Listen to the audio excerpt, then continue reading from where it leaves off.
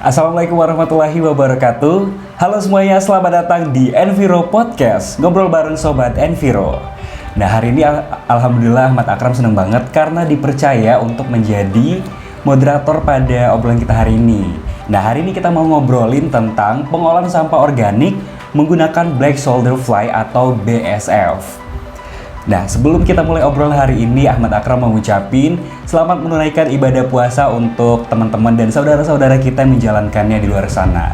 Dan gak kerasa ternyata udah lebih dari seminggu kita menjalankan ibadah puasa di tahun ini. Nah, ngomong-ngomong tentang bulan puasa, nggak lengkap kalau misalnya kita nggak ngomongin tentang makanannya, takjil gitu ya.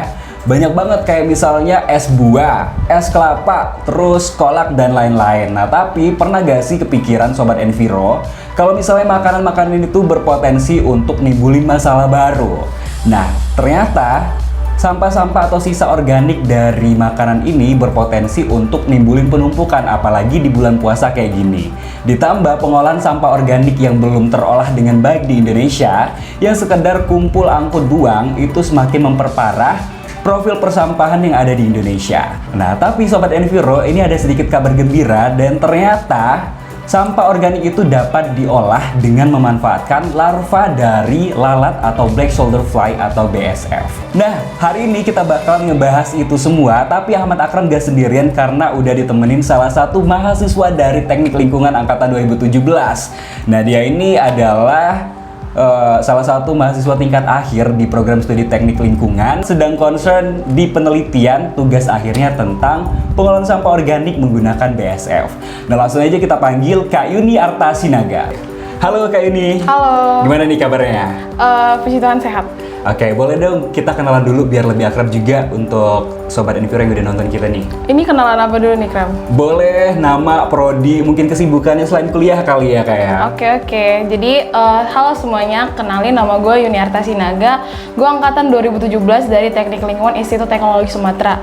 Nah, kesibukan gue aja, Kram, selama ini paling cuma nulis TA doang. Oh, secara udah semester 8 ya? Iya, udah nggak ada lagi mata kuliah. Oke, gitu. dengar-dengar juga Kak Yuni ini udah nyusun TA juga. Nyusun TA itu tuh tentang pengolahan sampah organik. Nah, kira-kira kita langsung aja nih ya. Ya, oke. Kira-kira nih ya, kenapa dari sekian banyak cabang ilmu di teknik lingkungan Kak Yuni tuh lebih milih dari pengolahan sampah organik nih Kak? Jadi kalau kita lihat nih ya, karena di kehidupan sehari-hari ya, Kram. Yeah. Khususnya nih secara garis besarnya itu kayak sampah. Kita tuh nggak bakalan bisa lepas dari sampah, apalagi sampah organik. Makanan yang selama ini kita makan itu merupakan sampah organik. Terus kalau seandainya kita belanja bahan baku makanan nih, Kram, kita ke pasar, kita lihat pasti atau kita cium nih di pasar kenapa bau ya. Nah, ternyata pengolahan sampahnya itu kurang baik karena apa? Sampah pasar itu secara khususnya di TA aku itu dibuang sembarangan gitu. Jadi itu menyebabkan istilahnya pencemaran bau gitu. Betul, jadi kayak sampah organik itu kan dia tiap hari dihasilin nih di rumah tangga. Bener. Tapi untuk pengolahannya sendiri belum bagus gitu ya di Indonesia sendiri. Oke deh. Nah, Kak Yuni, dengar-dengar juga Kak Yuni itu ngambil pengolahan sampah dengan memanfaatkan larva lalat. Nah, kira-kira itu tuh apa sih? Larva lalat itu maksudnya gimana BSF itu? Oke, jadi yang aku pakai ini bukan lalat biasa ya, Kram ya. Oh, ini lalat luar biasa. Soalnya ini namanya larva BSF atau kepanjangnya Black Soldier Fly atau dalam bahasa Indonesia lalat tentara hitam. Nah, lalat ini biasanya itu beda sama lalat biasanya. Satu, dia bukan vektor pembawa penyakit, dan yang kedua, dalam tahap larva ini dia itu bisa dimanfaatkan, Kram. Jadi selain dia untuk bisa mengubah senyawa yang kompleks jadi sederhana, nah residu dari si larva ini berupa kompos yang bisa dimanfaatkan sebagai pupuk. Nah, si larvanya ini pada saat tahapan larva itu kita bisa manfaatin buat jadi pakan ternak seperti unggas dan pakan ikan kayak gitu. Oh, jadi banyak banget gitu ya manfaatnya selain untuk reduksi sampah. Iya, tadi kayak yang udah Kak Yuni jelasin juga, ternyata residunya tuh bisa dibikin kompos. Iya, terus larvanya itu juga bisa dibikin pakan buat ternak gitu ya. Iya, benar. Oke. Keren banget nih Sobat Enviro. Terus nih, kira-kira ya,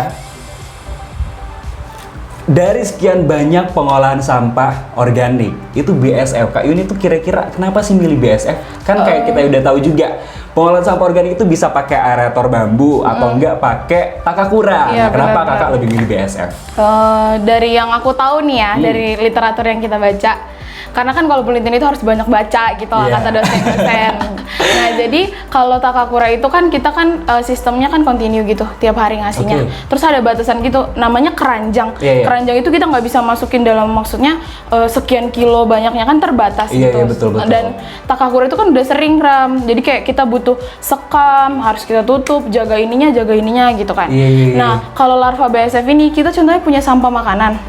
Yang penting sampah makanan itu ukuran partikelnya lebih kecil atau dicacah, intinya kayak gitu kan, biar bisa dimakan sama larvanya lebih efektif kayak Oke. gitu doang. Jadi kita cuma buat kotak, udah kita taruh larvanya, terus kita kasih makanan sisa, udah. Jadi kalau kita pakai BSF ini tuh lebih simpel lah Iya, gitu ya. lebih simpel daripada pengolahan lainnya. Oke, itu kalau sih. misalnya kayak Takakura itu kan kayak selang berapa hari kita harus dipantau Iya, terus gitu harus ya. ada yang namanya kita aduk, Oke. aerasi atau segala macamnya kayak gitu. Oke.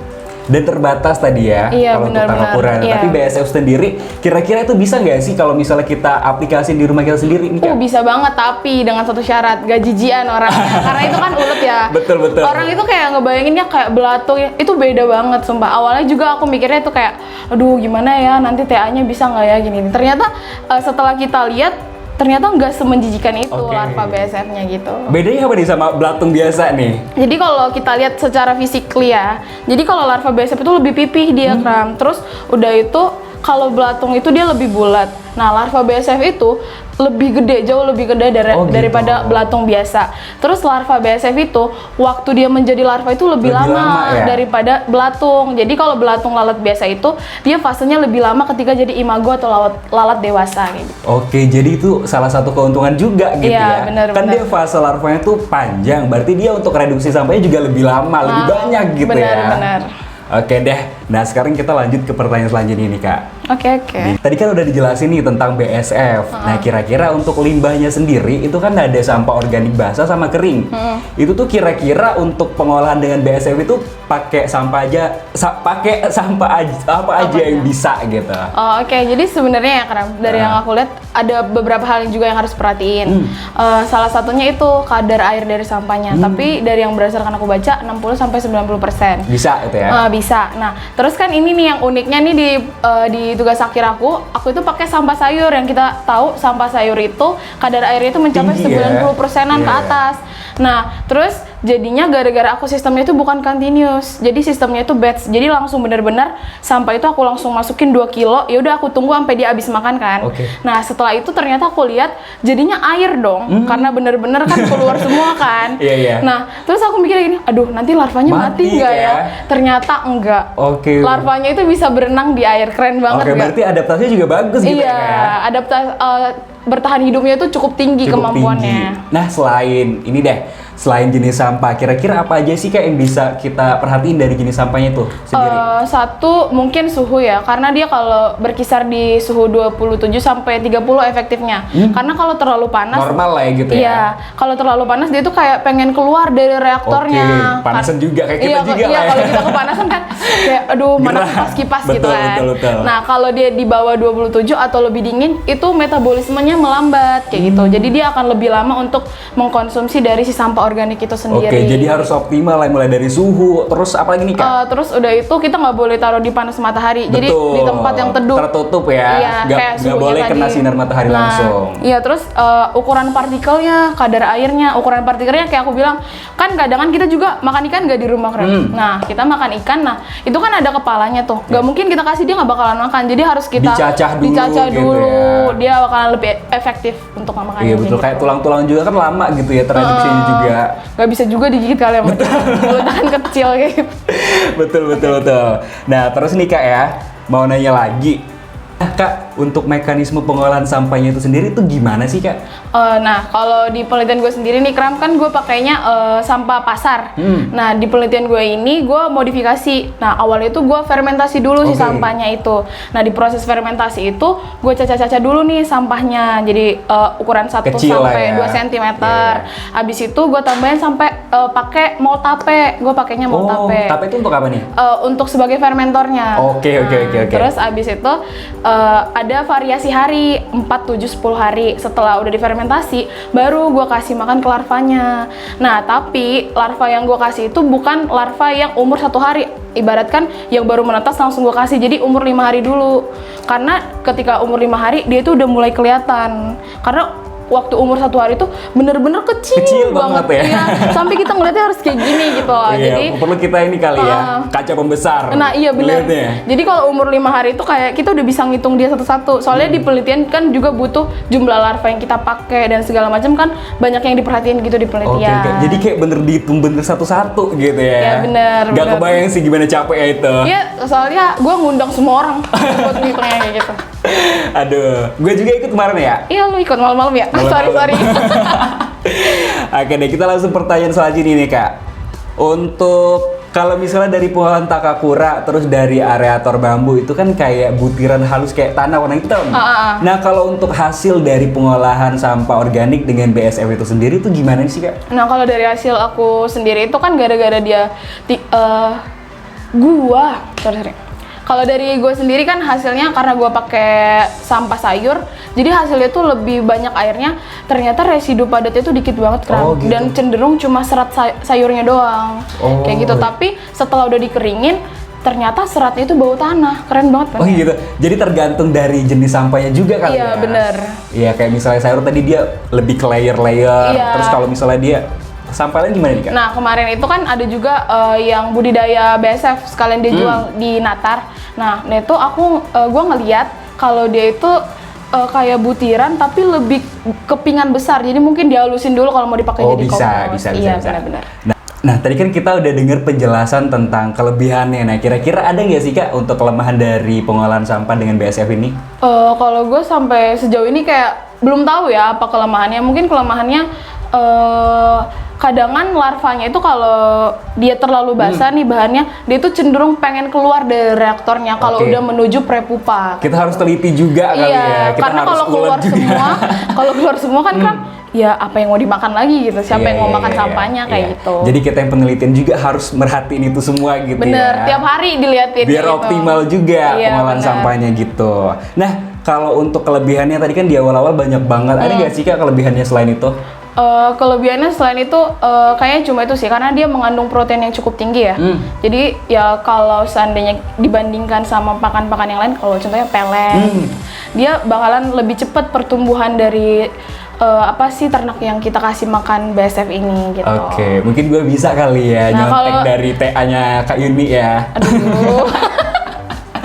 Buat ngelanjutin gitu kan. Iya benar-benar. Nah, terus Sobat Enviro ya, kita mau nanya lagi sama Kak Yuni ini ya. Hal apa aja sih yang menurut kakak masih bisa dikembangin dari teknologi ini nih Kak? Sebenarnya banyak hal yang bisa dikembangin ya, karena sebenarnya ketika dia dalam bentuk kering ternyata krem itu bisa harganya jadi mahal banget. Oh gitu. Tapi kan untuk proses pengeringan itu kan mungkin harganya lebih mahal alatnya. Jadi butuh untuk itu. Karena kalau dia dijual dalam bentuk basah atau masih bentuk larva itu dia cuma 6.000 1 kilo. Gitu. Iya, jadi perbedaan harga itu jauh kan. Iya.